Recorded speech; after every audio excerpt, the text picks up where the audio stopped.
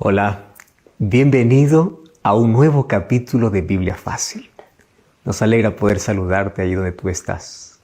Qué alegría, qué gratitud en el corazón, porque a pesar de la distancia, a pesar de las fronteras, a pesar de los diferentes usos horarios, estamos juntos aquí para poder estudiar la Biblia. No existe nada más lindo en esta vida para poder separar ese tiempo exclusivo tiene que ver con nuestra salvación. Nuestro tiempo, todos tenemos el mismo tiempo y cada uno decide cómo usarlo y cada quien lo usa de diferentes maneras. Pero qué felices son aquellos que dedican en el tiempo que tienen para poder interesarse en su salvación. Interesarse en el estudio de la palabra de Dios. Y ese interés es producido por el Espíritu Santo. Me alegra mucho cuando puedo encontrar a personas que dicen, tengo ese interés de poder conocer más. ¿Más de quién? Más de Jesús, más de la Biblia. Eso no es un interés natural. Es el interés que el Espíritu Santo coloca en nuestro corazón. Es la evidencia de la obra maravillosa del Espíritu, llamándonos siempre para un mayor conocimiento y un mejor relacionamiento con Jesús. Y durante toda esta temporada estamos hablando sobre nuestro maravilloso Jesús. Y al poder descubrir cómo Él realizó una obra en nuestro favor, nuestro corazón se enternece, nuestra vida se rinde. Y yo agradezco a Dios por las lindas decisiones, por las lindas historias de personas que escuchan con tanta sensibilidad aquellas palabras sencillas, simples. Sin embargo, el Espíritu Santo trabaja en su corazón y finalmente permiten que Dios pueda trabajar en su vida. Y hoy hay tantas decisiones de personas entregándose a Cristo. Felicitaciones a ti por formar parte de este grupo. No es casualidad que estés viendo este programa. Dios tiene un propósito para tu vida y allí donde tú estás, Dios quiere abrazarte. Dios te ama mucho y nunca lo olvides. Y estamos listos aquí, ya llegando a la parte final de esta temporada. Y nuestro tema de hoy hablará sobre cómo fue aquel último día, o por lo menos los dos últimos días, antes de que Jesús pueda ir a la cruz. Lo que sucedió aquel día jueves de noche, aquel día viernes, hasta el momento que fue crucificado. ¿Por qué murió Jesús? A Él no lo mataron, Él se entregó para morir. Su misión de plan o el plan de redención se completó y fue gloriosa allí en la cruz, mas allí no terminó, porque Él resucitó y hoy Él es nuestro intercesor, Él es nuestro mediador, Él es nuestro Salvador. Nosotros no solamente miramos al Calvario, lo que Jesús realizó, mas también miramos lo que Jesús hoy hace en nuestro favor. Y hoy queremos repasar juntos lo que Mateo cuenta acerca de cómo fue aquel día triste de toda la historia, cuando Jesús murió, pero al mismo tiempo fue glorioso para el ser humano, porque allí se selló nuestra salvación. Antes de poder abrir la Biblia, yo quiero orar contigo y antes de orar, yo quiero presentarte un curso bíblico que sin duda te va a ayudar muchísimo para que tú puedas seguir comprendiendo acerca de Jesús. En este curso bíblico vas a encontrar lindas lecciones sobre el plan que Dios tiene para tu vida. Puedes solicitarlo a nuestro WhatsApp más 5512 9810 1460 o también tú puedes enviar allí o puedes ingresar a nuestro sitio web estudielabiblia.com. Allí podrás encontrar este material y otros también que van a fortalecer tu esperanza y te van a encaminar por la senda que Dios ha trazado para ti. Vamos a orar y estamos listos para que juntos podamos acompañar aquel viernes triste, trágico, lleno de dolor y sufrimiento, mas también aquel viernes fue de victoria. Victoria porque Cristo pagó nuestra deuda. Estábamos todos condenados a la muerte eterna, mas a partir de allí tenemos esperanza de vida eterna. Oramos juntos. Gracias, Señor, por tu palabra. Y gracias porque hoy tenemos la libertad para poder estudiarla. Queremos que tu Santo Espíritu pueda guiar nuestra mente. Queremos que hoy podamos comprender el inmenso y eterno amor hecho en nuestro favor. Toma nuestro corazón, entregamos nuestra vida en gratitud y en adoración, y es todo lo que podemos ofrecer en respuesta al grande amor que tú muestras cada día para con nosotros. Abrázanos con tus promesas. Ayúdanos hoy a conocer, a sentir, a experimentar tu amor en nuestra vida. En el nombre de Jesús. Amén. Mateo capítulo 26, versículo 1 al 5, narra las cosas que sucedieron aquel día, jueves. Cuando hubo acabado todas estas palabras, dice que Jesús dice a sus discípulos: ¿sabéis que dentro de 2 días se celebra la Pascua? Y el Hijo del Hombre será entregado para ser crucificado. Entonces los principales sacerdotes, los escribas y los ancianos del pueblo se reunieron en el patio del sumo sacerdote llamado Caifás y tuvieron consejo para prender con engaño a Jesús y matarle. Pero decían: no durante la fiesta, para que no se haga alboroto en el pueblo. Mira las maquinaciones crueles, demoníacas. Solamente faltaban 2 días para la Pascua. ¿Sabes que la fiesta de la Pascua era una fiesta donde el pueblo judío celebraba su independencia, la liberación de Egipto? Mucho tiempo ellos habían sido esclavos hasta que llegó aquel glorioso día donde Dios libertó a su pueblo con grande poder. En Éxodo podemos ver que 10 plagas fueron la manifestación de poder de Dios para librarlos de la esclavitud mientras estaban en Egipto. Y la última plaga fue la muerte de los primogénitos de Egipto, pero también la muerte del cordero en la casa de cada israelita, porque a través de la muerte de ese cordero, ellos podrían tener liberación.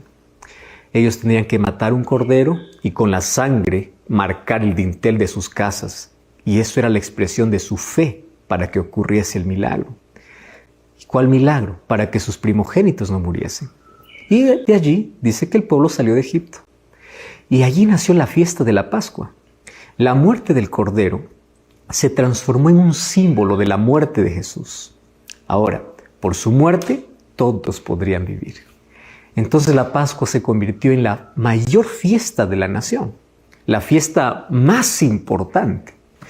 Y así ellos celebraban su libertad, su liberación, pero también ellos así esperaban al verdadero libertador, al Mesías. Lo que ellos no sabían es que en 2 días más, aquella parte simbólica de la Pascua pues terminaría, porque la realidad sustituiría al símbolo. El Mesías ya estaba con ellos y ocuparía su lugar como Cordero. Por eso Jesús más claro que nunca dijo así: el Hijo del Hombre será entregado, y será entregado para que lo crucifiquen. Los jefes de los sacerdotes y los ancianos del pueblo estaban reunidos ahí en el palacio del sumo sacerdote Caifás. Y dice que ellos planearon cómo arrestar a Jesús para matarlo. Solo que tenían un problema. Y el problema era la fiesta de la Pascua. Y esto era totalmente ilegal para ellos. Además, todo ese proceso podría contaminarlos e impedirles su participación en la fiesta de la Pascua, ya que ellos eran bien estrictos en eso. Así que tenían una sola alternativa. Tenía que ser antes de la Pascua. Y es posible que en ese momento, pues Judas ya se haya reunido por primera vez con aquellos líderes para poder planear la entrega de Jesús. Eso revela Mateo 26, 6 al 13. Y Mateo coloca allí el complot de los dirigentes. Y a partir del versículo 6 en adelante, habla sobre la cena que Jesús participó en la casa de Simón. Y es interesante porque aquí está juntando algunos temas Mateo. Resulta que esta cena pudo haber sido el sábado anterior según Juan capítulo 12. Simón el leproso, allí en Betania, realizó una cena para honrar a Jesús. Y en gratitud porque Jesús le había curado de la lepra. Esa historia está en Lucas 7, 36 al 40. Así que él invitó a Lázaro y a su familia. Aun cuando para él fuese una situación un poco embarazosa, incómoda, porque parece que él fue quien indujo a María Magdalena en el pecado. Claro, pero no podía ignorar a Lázaro.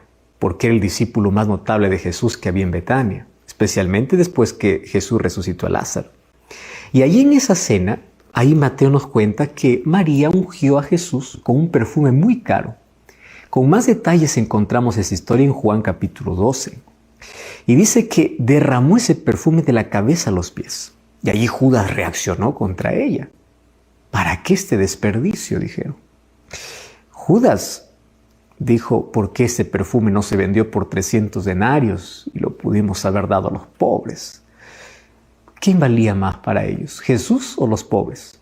Los pobres tal vez. O en el caso de Judas, ni siquiera los pobres, él mismo. Porque Juan, cuando narra esa historia, dice que a él no le importaban los pobres. Lo que le interesaba era el dinero. ¿Por qué? Porque él administraba el dinero. Y él tomaba dinero para sí, porque era ladrón. Los pobres solamente era un pretexto.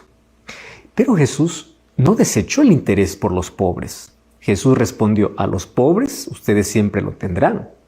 Solo que en este momento, esta mujer, al derramar este perfume sobre mi cuerpo, me está preparando para la sepultura. O sea, la prioridad ahora es el sacrificio verdadero. Es el sacrificio de Cristo en la cruz. Y mira que a partir del versículo 14 hasta el versículo 16 del capítulo 26, dice que Judas pues se sintió reprendido. Y todos los egoístas son personas muy sensibles, porque se ofenden fácilmente y guardan rencor dentro de sí. ¿Por qué? Porque la respuesta de Jesús supuestamente ofendió su dignidad y él quería defenderlo. Algunas personas ante esa situación explotan, se quejan, se sienten maltratados y se llenan la vida de amargura. Otros, en cambio, están en silencio, aguantando y dicen, ya llegará mi momento para vengarme. Y Judas ya venía con ese dolor desde hace más de un año, más o menos. ¿Recuerda cuando Jesús pronunció el sermón del pan de vida? Dice que muchos la abandonaron. Judas allí dejó que las fuerzas destructoras del maligno pudiesen apoderarse de su vida. Y él también decidió separarse, según Juan capítulo 6, versículos 70 y 71. Mas ahora pensó que había llegado el momento para hacerlo. Así que en ese momento fue para hablar con los dirigentes de la nación para poder negociar el precio de la entrega. ¿Cuánto valdría? 30 miserables monedas de plata. ¿Sabes cuánto era eso? El valor de un esclavo. El precio para vender a Jesús ya estaba predicho inclusive por el profeta Zacarías en el capítulo 11, versículo 12. Ese sería el precio de la traición. Pero sabes que el Mesías no tiene ese precio. Él vale lo contrario a la traición. El valor del Mesías es lealtad, fidelidad, servicio, entrega. En realidad no se compra ni se vende. Judas pensó que estaba vendiendo a Jesús, pero fue una venta engañosa, ficticia, porque finalmente él terminó perdiendo y perdiéndose para siempre. Ahora, tampoco se puede comprar nada, porque es un regalo. Y el único precio del regalo es el amor. Sabes que Juan 3:16 dice, porque de tal manera amó Dios al mundo, que dio a su Hijo unigénito para que todo aquel que en él cree no se pierda, mas tenga vida eterna. Más aquí, Mateo nos cuenta lo que ocurrió aquel día jueves. Y es interesante porque a partir del versículo 17 en adelante, dice que era jueves y era un día antes del sacrificio pascual, que debería ocurrir aquel 14 de Nisán según los registros astronómicos del año 30 después de Cristo. Se llega a esa fecha porque la Biblia menciona que era el 16º año de Tiberio César. Un 14 de Nisán cayó un día viernes. Y el día jueves 13 de Nisán fue el día de la preparación para la Pascua. Y a partir del versículo 17, el versículo 19, dice que le preguntan a Jesús, ¿dónde quieres que hagamos los preparativos para comer la Pascua? Y este jueves era el día de la preparación de la Pascua en todas las familias de los judíos. Y Mateo dice que Jesús les dio indicaciones de que fueran a una casa allá en Jerusalén, donde tenían que hablar con el dueño y hacer allí los preparativos. Además, dice que le mandó un mensaje para el dueño de la casa diciéndole, mi tiempo está cerca, así dice el maestro, así que yo voy a preparar la Pascua en tu casa con mis discípulos. Wow, y ese mensaje realmente era interesante, Posiblemente ese mensaje era para aquel que le iba a dar la casa. No sabemos quién era, un discípulo de Jesús, o probablemente Jesús está usando la costumbre de los judíos.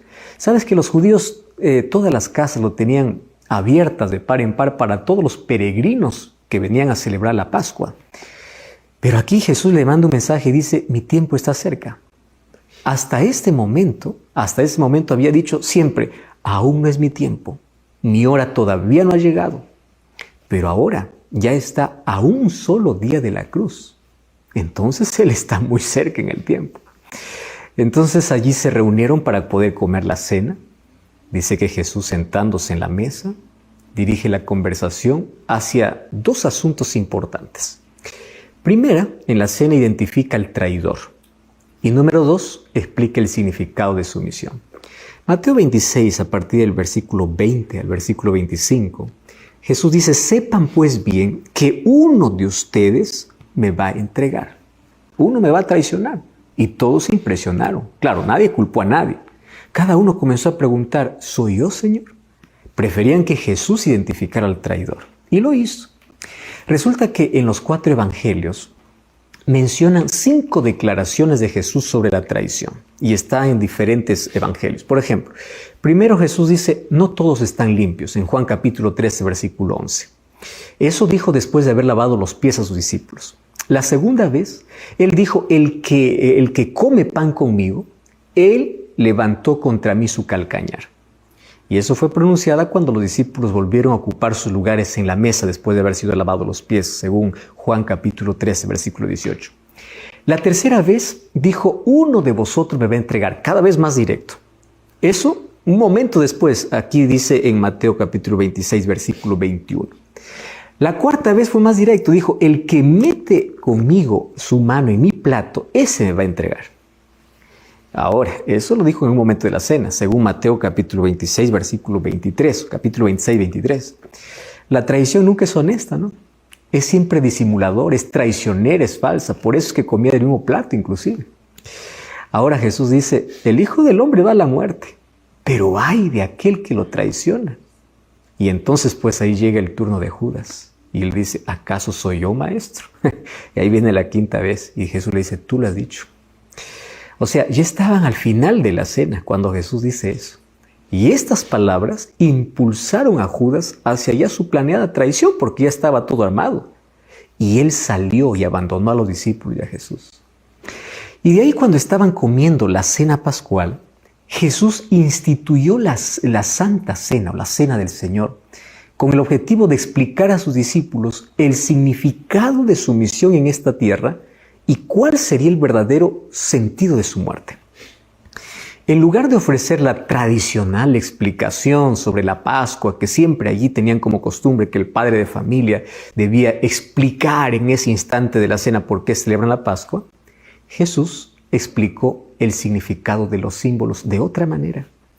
Dice que tomó el pan sin levadura de la Pascua, lo dio a sus discípulos y les dice así: tomad y comed, porque esto representa mi cuerpo. O sea, no lo pueden comer literalmente, porque comida literal tampoco es solamente un símbolo. Eso está diciendo: esto pueden comer espiritualmente. ¿Qué está diciendo Jesús? Yo entregaré mi cuerpo en la cruz para que cuando esté quebrantado y ustedes acepten por fe mi sacrificio, ustedes tengan vida y la tengan para siempre. Entonces, Jesús está diciendo: la liberación que yo les traigo ahora es mayor que la liberación de Egipto, porque ahora los estoy libertando del pecado. Entonces, la Pascua, a partir de allí, se convierte en un símbolo que anunciaba la muerte de Jesús hasta el futuro. Por eso es que la Santa Cena, como una nueva Pascua, es un recuerdo de la muerte de Cristo que ya está realizado y la promesa de su retorno para vida eterna.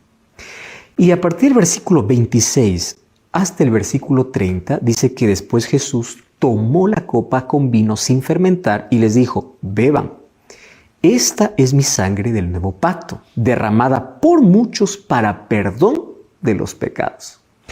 Es claro que no se está hablando de sangre literal, lo dijo en un sentido espiritual, porque solamente pueden beberla si tienen fe. Sin fe, los que beben es apenas un jugo de la vid, nada más. Vida no reciben. Pero si aquel que bebe ese símbolo cree que cuando bebe el vino del nuevo pacto, ese vino se vuelve simbólico en la sangre de Jesús. O sea, deja de ser un simple vino y llega a ser un símbolo. No te estoy diciendo que el vino se transforme en sangre. No te estoy diciendo que se transforma. Estoy diciendo que se convierte en símbolo de la sangre de Jesús. Entonces, por la fe, reciben la realidad simbolizada por el vino. ¿Qué cosa es? La vida. Y esa realidad tampoco es sangre literal. Jesús dice, no vayan a pensar ustedes que van a recibir la sangre de mi cuerpo, sino que recibirán la vida que mi cuerpo y mi sangre comprarán para ustedes. Ese símbolo tendrá valor todos los días que ustedes lo practiquen, hasta que otra vez vivamos juntos en el reino de mi Padre. Y allí Mateo dice que después de cantar el himno, salieron para el monte de los olivos.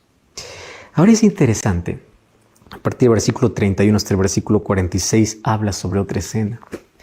Jesús allí en el camino dio muchas instrucciones. Claro que Mateo solamente cuenta que allí en el camino anunció que todos se iban a escandalizar. Ahí aparece Pedro diciendo, no me escandalizaré. Y le dice, Pedro, tú me negarás 3 veces. Pero Juan registra el contenido de la enseñanza.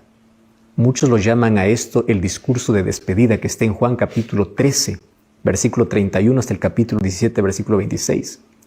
Y luego Mateo agrega la experiencia del Getsemaní, con el cual concluye todas sus enseñanzas en Judea. Y allí Mateo capítulo 26, versículo 36 al 46, dice que se detienen allá en el jardín del Getsemaní que está al pie del monte de los olivos.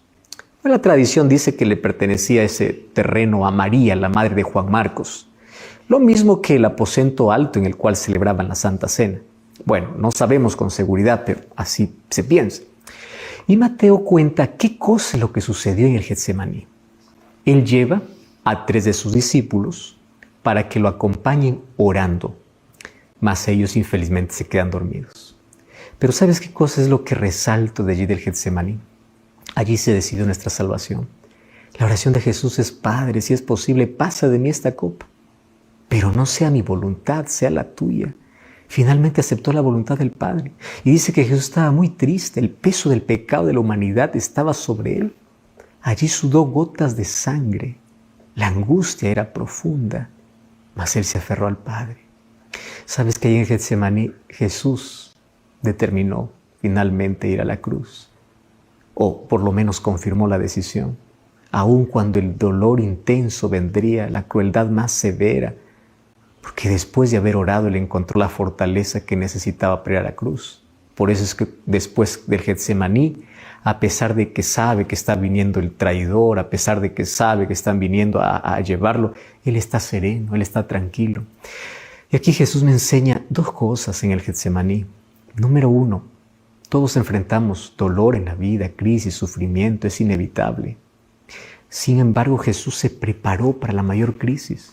Nosotros tenemos que estar preparados todos los días para recibir fortaleza, para enfrentar la vida con serenidad, con la calma con la cual Jesús lo enfrentaba. Nosotros a veces vivimos angustiados y ansiosos. Sin embargo, Jesús me enseña que en la oración encuentro fortaleza y poder. No importó más lo que vendría en el futuro, porque ahí en el Getsemaní él tomó la decisión. Y aun cuando tenía tanta angustia, él aceptó la voluntad del Padre, pero esa voluntad del Padre ya era un plan planeado por ellos desde la eternidad. Y a partir de allí comenzamos aquello que llamamos la pasión y muerte. Qué ironía, ¿verdad?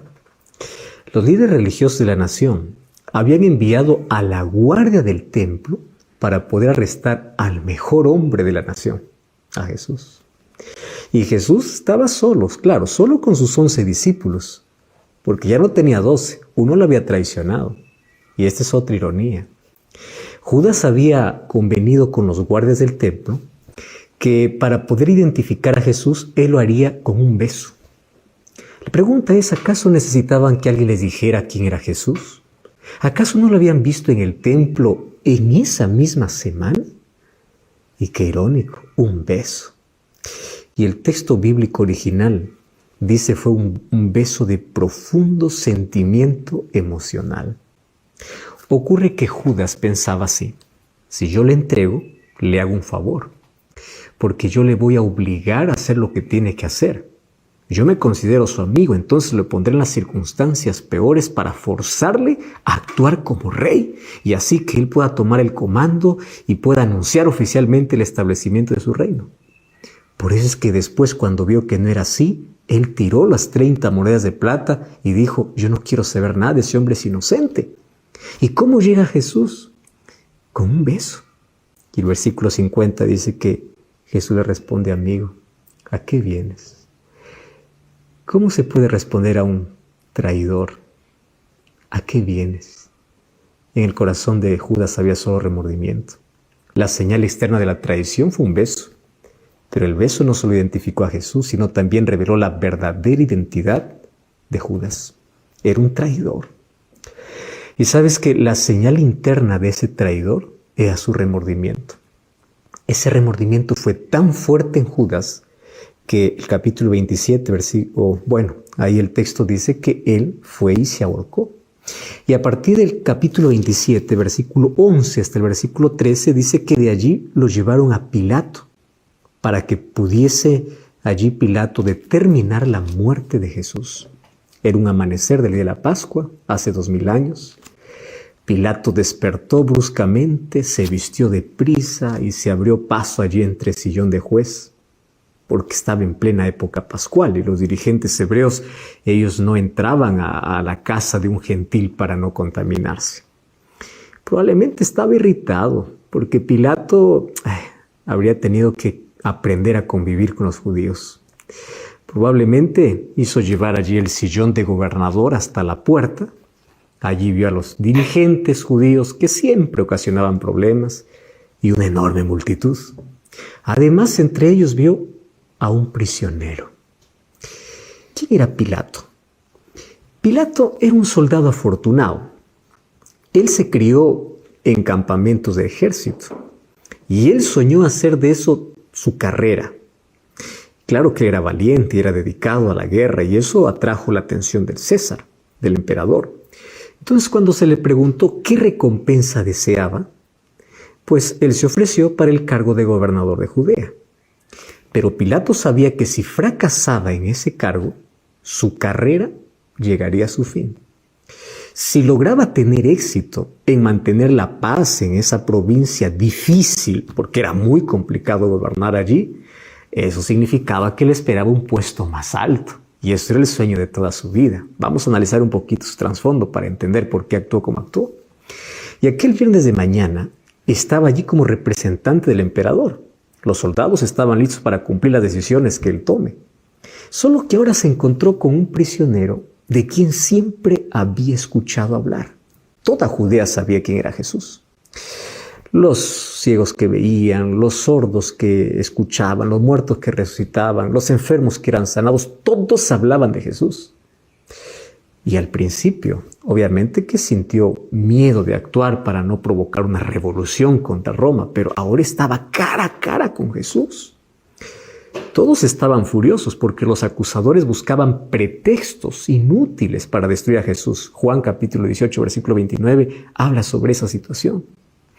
Solo que Pilato, pues, al escucharlos, no creía en las acusaciones. Lo que le impresionaba era Jesús, su autoridad, su apariencia. Y eso hizo que Pilato pueda llevar a Jesús a una habitación privada. Y ahí conversó sobre el reino de verdad. Y Pilato quedó más impresionado. Solo que Cristo le hizo una pregunta. Pilato, ¿tú por qué preguntas? ¿Porque realmente tienes un deseo sincero de saber? ¿O alguien puso en tu mente sobre mi obra y mi reino? Estaba hablando lo que el Espíritu Santo estaba impresionando a Pilato. Pero el orgullo de Pilato fue herido. ¿Cómo puedes esperar que yo crea? ¿Acaso tú no sabes que yo puedo destruirte o soltarte? Le dice arrogantemente Pilato. Y Jesús le dice, no, tú no puedes hacer nada, porque todo lo que tienes es dado por el de arriba. Y ahí Pilato le dice, ¿eres tu rey? Jesús le dice, mi reino no es de este mundo. Pilato le responde, ¿cuál es tu reino? Y allí Jesús le dice, yo he venido para dar testimonio de la verdad. Y ese diálogo es interrumpido, no sé por qué. Porque Pilato respondió, ¿qué es la verdad? Solo que allí, en lugar de quedarse escuchando, él salió para escuchar a los dirigentes judíos. Y claro, a partir de allí se esforzó para liberarlo, pero los dirigentes no querían saber nada. Y en su frustración, pues no sabía qué hacer, porque Jesús seguía allí parado frente a él y él estaba allí. ¿Qué hago? Él es inocente, te están acusando. ¿Qué hago? Mira lo que hace Dios. Resulta que un ángel había sido enviado para darle un sueño a la esposa de Pilato.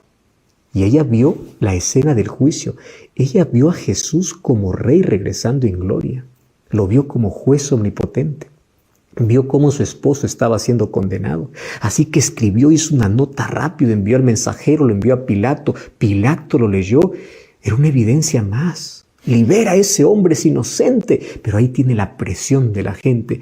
Y en su afán de liberar, cometió un error. Y él le dice, yo lo voy a soltar después de castigarle. Él ya no había encontrado ningún mal en él. Y él pensó así, si la gente ve un poco de tortura, un poco de sangre, es suficiente. Y la flagelación romana, tú sabes que podría llevar hasta la muerte, porque antes flagelaban con correas de cuero que tenía piezas de metal o huesos en la parte final para poder azotar. Y a veces el prisionero, cuando era atado en un asta, ese material podría hincar hasta el estómago y podría abrir el vientre hasta que el gobernador diga ya suficiente. Así de cruel eran los castigos. Y sabes que Jesús se sometió a eso. Jesús nunca lanzó una palabra de condenación contra sus enemigos, a pesar de ese dolor injusto. Y cuando terminaron de azotarle, dice que cortaron las cuerdas donde Jesús fue amarrado. Y Jesús cayó, pues, de manera inconsciente hacia el piso. Y ahí fue forzado a ponerse de pie y Jesús comenzó a temblar. ¿Sabes que Pilato había visto muchos hombres en esa situación sufriendo? Pero podía ver, a pesar de toda la naturaleza criminal. Pero cuando vio a Jesús, no vio algo así. Vio la inocencia, el amor, y se esforzó para liberarlo. Y claro, Jesús había sido enviado para Herodes. Herodes quiso limpiarse de su responsabilidad. Ahora la decisión recaía sobre él. Entonces dijo, ¿cómo hago? Yo quiero ayudarlo, pero no puedo. Un nuevo pensamiento vino a la mente. Resulta que en el tiempo de la Pascua era costumbre liberar a un prisionero. Liberar a un prisionero tenía dos objetivos. Pilato por lo menos tenía dos objetivos. Él dijo, yo voy a liberar a Jesús, porque ellos no van a elegir a Barrabás. Voy a traer al mayor criminal para que ellos elijan a Jesús. Trajeron un ex asesino. Y cuando le pregunta, ¿a quién quiere que le soltemos? Todo el pueblo gritó, a Barrabás. Su esperanza acabó.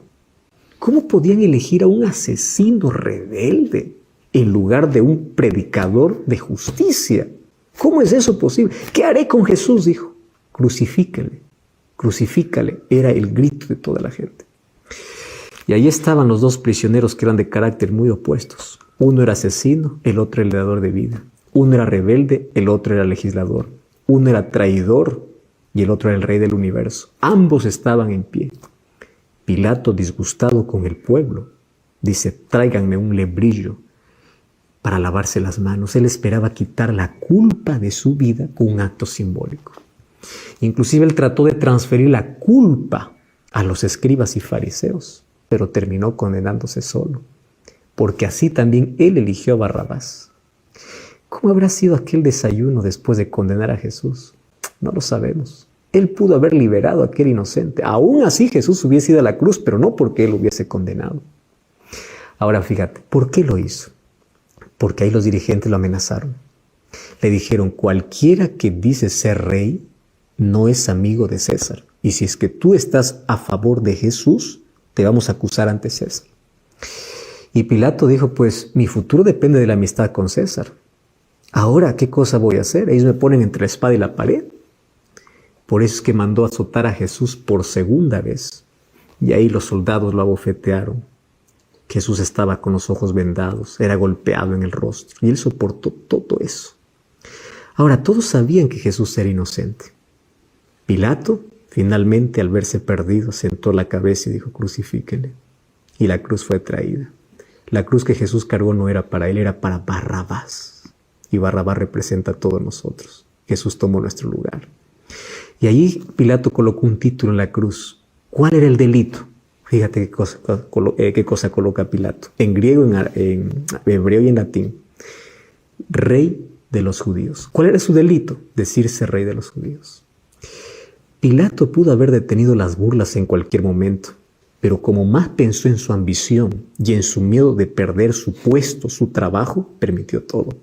¿Sabes cuál es la triste historia de su final? Pocos años después de la crucifixión de Jesús, Pilato fue destituido de su cargo. Había hecho un esfuerzo para mantenerse, pero cometió graves errores por una conciencia que no tenía limpia. Los samaritanos se quejaron contra Pilato, y Pilato fue llamado a Roma. Y dice que antes de llegar el emperador Tiberio murió. Y cuando el emperador murió, fue despojado de sus honores, fue relevado de su cargo, fue exiliado y terminó arruinado. Inclusive la tradición dice que él terminó suicidándose. ¿Por qué? Cambió la verdad por las ambiciones del presente.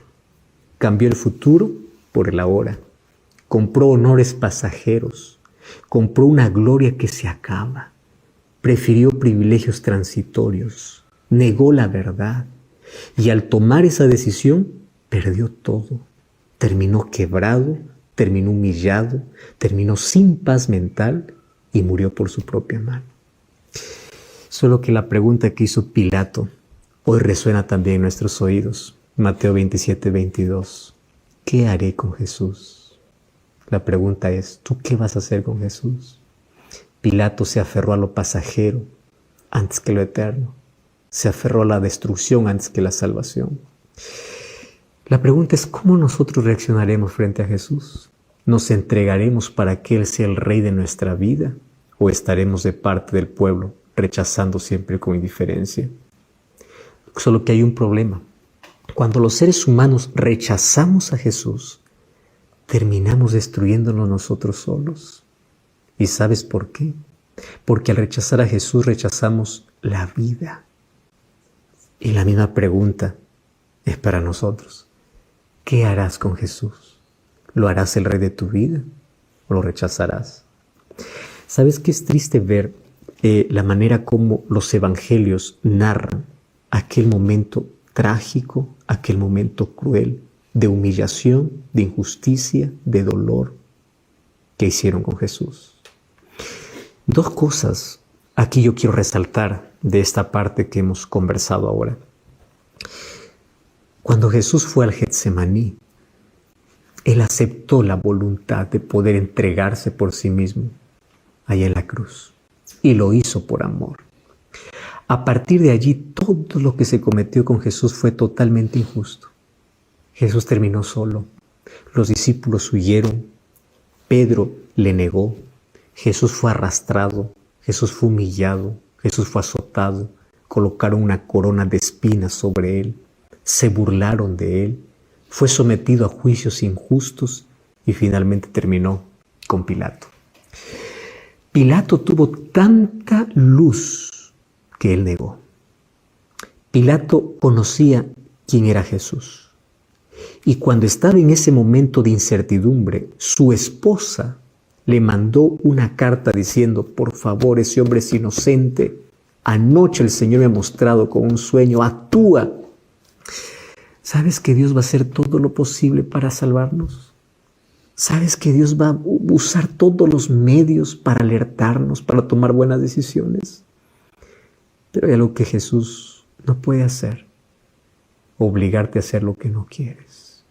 Y una de las cosas que me llena de tanta tristeza y dolor, porque a veces los seres humanos continuamos así, es que preferimos las cosas que se acaban antes que la salvación. ¿Por qué Pilato no defendió a Jesús? Porque él prefirió su cargo, prefirió su amistad con el emperador. Él pensaba que el emperador va a ser para siempre y él va a ascender en sus cargos, y él quería poder, él quería riqueza, él quería todo. ¿Y cómo terminó? En la ruina, porque al rechazar a Jesús, al rechazar la luz, al rechazar la verdad, al rechazar la vida, se colocó en el territorio de la muerte. ¿Y sabes qué cosa es triste y lamentable? Que hoy los seres humanos continuamos con esa actitud. ¿Qué haré con Jesús?, dijo Pilato. Esa pregunta también queda para ti. ¿Qué harás con Jesús? ¿Lo aceptarás o lo rechazarás? ¿Le darás la espalda o le entregarás tu corazón? ¿Qué cosa es lo que prefieres? ¿Lo temporal o lo eternal? ¿Qué es lo más importante para tu vida? ¿Jesús o un cargo o una función o el dinero? ¿Por qué estás cambiando a Jesús? ¿Por algo que va a terminar? Querido, las cosas de esta vida acaban. Las cosas de esta vida terminan. Todo tiene fecha de vencimiento.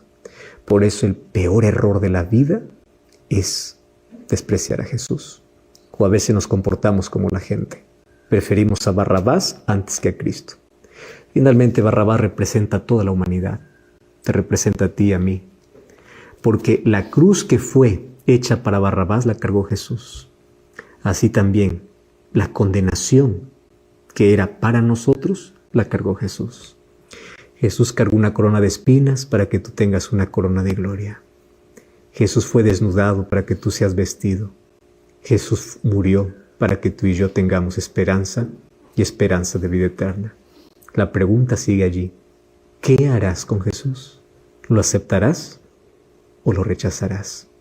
Aquel viernes fue el viernes más trágico de la historia.